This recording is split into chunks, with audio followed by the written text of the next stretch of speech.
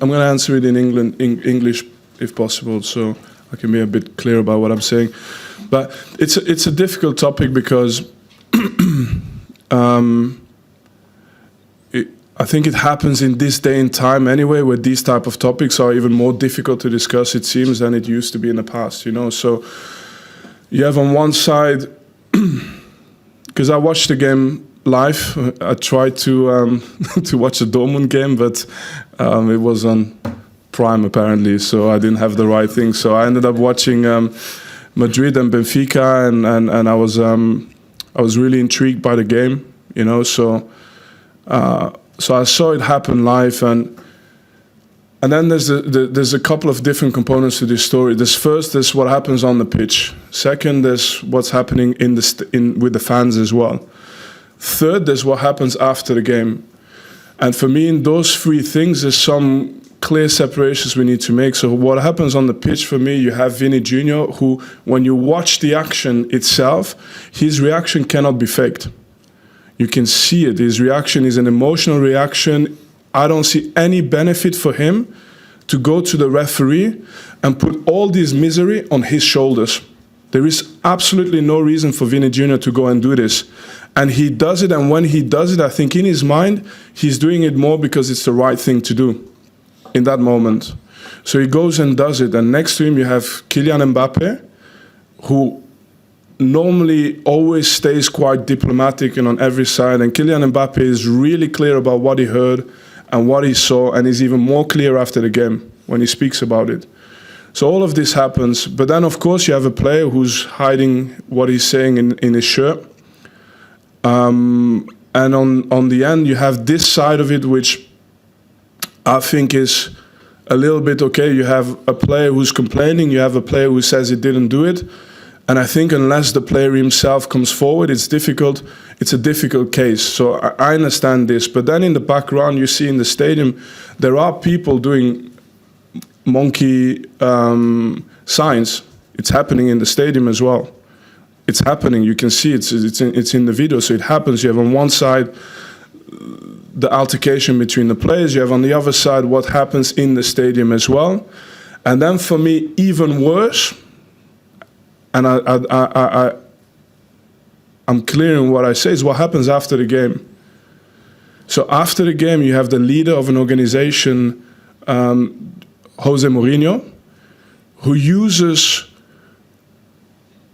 basically, who attacks the character of Vinicius Jr. by bringing in the type of celebration to discredit what Vinicius is doing in this moment. And for me, in terms of leadership, it's a huge mistake. And it's something that we should not accept. So I'm very clear on that. On top of it, he mentions the name of Eusebio. To say that Benfica cannot be racist because the best player in the history of Benfica is Eusebio. You know what black players had to go through in the 1960s? Was he there to travel with Eusebio every away game? When he went to every place in Europe? Probably at the time, because my dad is a black person from the 1960s also who made his way. Probably at the time, the only option they had is to be quiet and to say nothing and to be above it and to be 10 times better, to get a little bit of credit and people say, actually, he's good. That's Eusebio's life, probably. And today to use his name to make a point about Vini Jr., who's actually finally in a situation where he can say something about it. There's a lot of players who play in different leagues still in Europe who don't have a voice. There's players today in Hungary, in Bulgaria, in Serbia. If something happens to them and they are black players, they have zero chance to have any kind of support. Vini Jr. at least is in a situation where a lot of people have made it possible for him to take this moment and to protest in this moment, you know. And then I'm thinking how it is that you can. So I'm not. It's a difficult thing for me to speak about because, to be honest, in many ways, and I say it very honestly, I don't actually fit in what I see today in the world that is happening in the world. Me personally, I don't see my place in a lot of the things that are happening in today's world. I really don't. So I don't want to be a part of one group. I don't want to be a part of the other group. But if I see the situation with the player, I would like to see a situation where my dream is that at the end of the situation, if it is true that the player from Benfica said something as bad as what he said, I would love a situation where there's still a room where somebody can apologize and say, I'm sorry, I made a mistake. And this has an impact on the sentence as well. So the sentence should be A or B, but if you admit that you've made a mistake, there should be an opportunity as well to say that, hey, nobody's perfect. This is also a good step, you know? But we are taking away all these options because we are creating left or right and black and white, and you have to be on one side or on the other side. And actually, the one thing you can't do is punish someone unfairly. And the one thing you can't do is dismiss a person and attack the character of a person who's complaining about something he experienced and something that must be very painful to that person. So there's something that needs to happen, but and I'm just thinking, I'm sorry I'm going on this, but I'm just thinking, you know, when Jose Mourinho is doing the knee slide at Old Trafford, when he goes because he attacked the celebration of Vini Jr., when he goes to the fans in the semi-final Inter Milan against Barcelona, and he goes in front of the Barcelona fans and does his celebration, when he plays against Sevilla with AS Roma, and in that moment he's fighting with the referees, and the referees have to go under protection, leave the country under protection after that game. In that moment, if someone was racist to Mourinho, I would have hoped that all of us would say, stop, it doesn't matter his celebration. Let's listen to what he has to say. And let's defend some simple things, some core things. But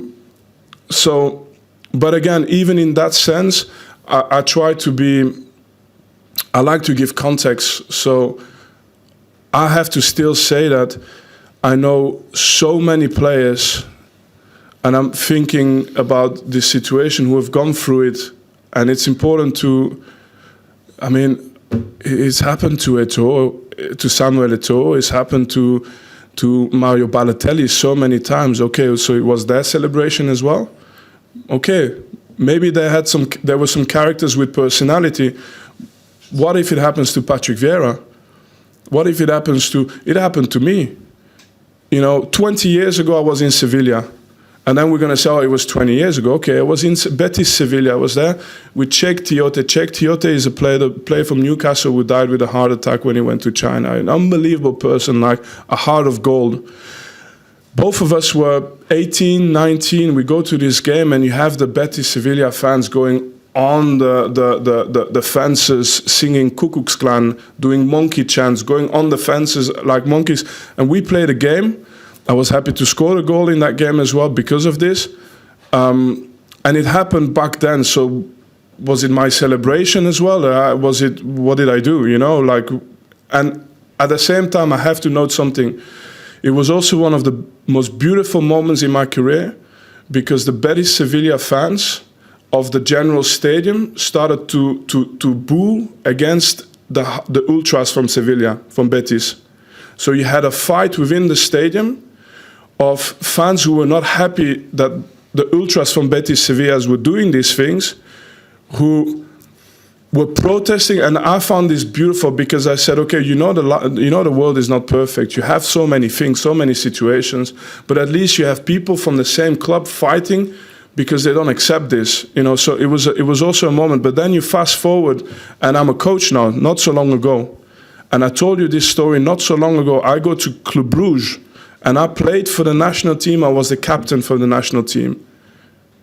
And me and my staff, we get called brown monkeys, and so on. And after I complain, I see how all of these politics happen again to kill the story. So no consequences, no nothing, and I have a voice. What do you think for the people without a voice? The problem is not necessarily the incident. The problem is how after that everything gets put in motion to basically